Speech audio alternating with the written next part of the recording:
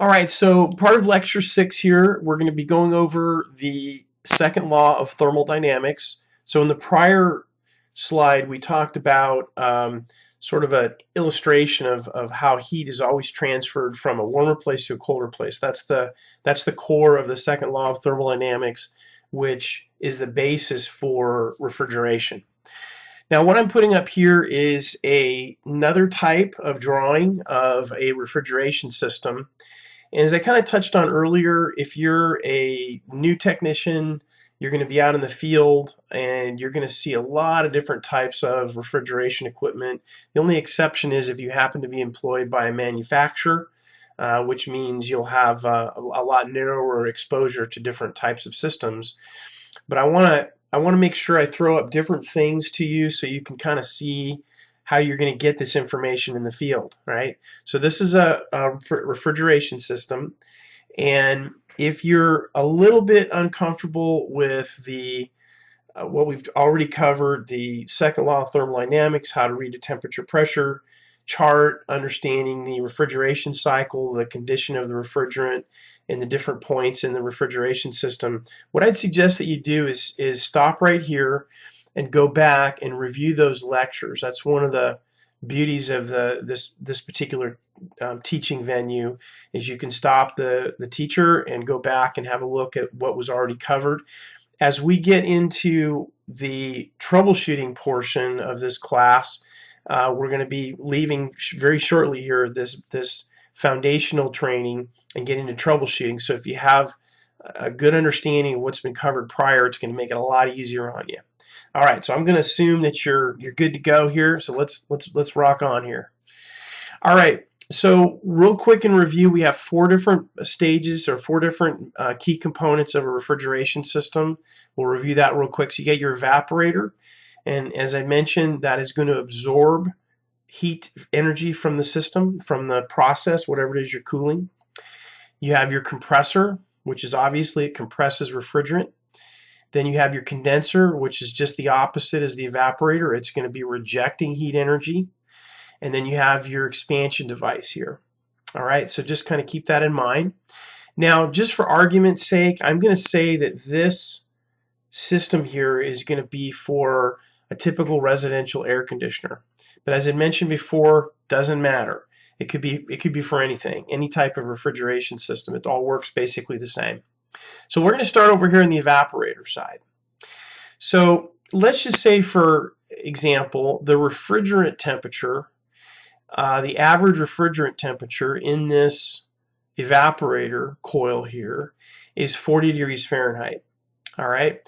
And in the real world, what this kind of looks like, if you were to look at an evaporator, it looks kind of like a radiator on your car, very similar. It has aluminum fins, very thin, and then embedded in those aluminum fins, it has this copper tubing here, right? So that's basically the makeup. So this refrigerant is at 40 degrees Fahrenheit. And let's say that you just got home and it's hot, you hadn't had the air conditioner running, and now your temperature in your house is 75 degrees. So you kick on the AC and you're, wow, I want to cool off this place and get comfortable. So what you're doing here is you're drawing air from the house using your fan, and that's what this little thing here is, a fan. It's not very well illustrative, that's what it is. And it's moving this 75-degree air across this coil, which is 40 degrees, right? So the result is you have 75 minus 40, so that's 35-degree temperature difference.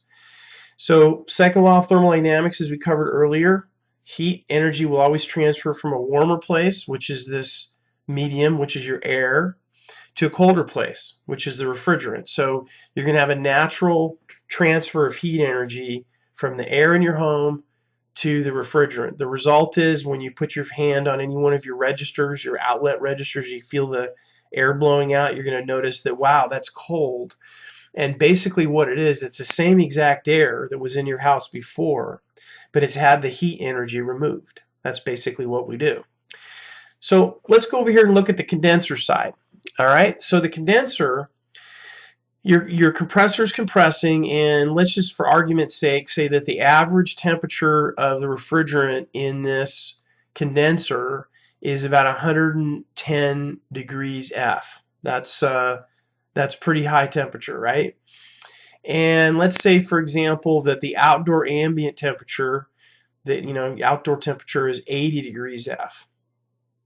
So just like we did over here for the evaporator, we're going to take 110 degrees F, and we're going to subtract that by 80. So that's going to give us a 30 degree TD. That's temperature difference. That's a reference in the industry.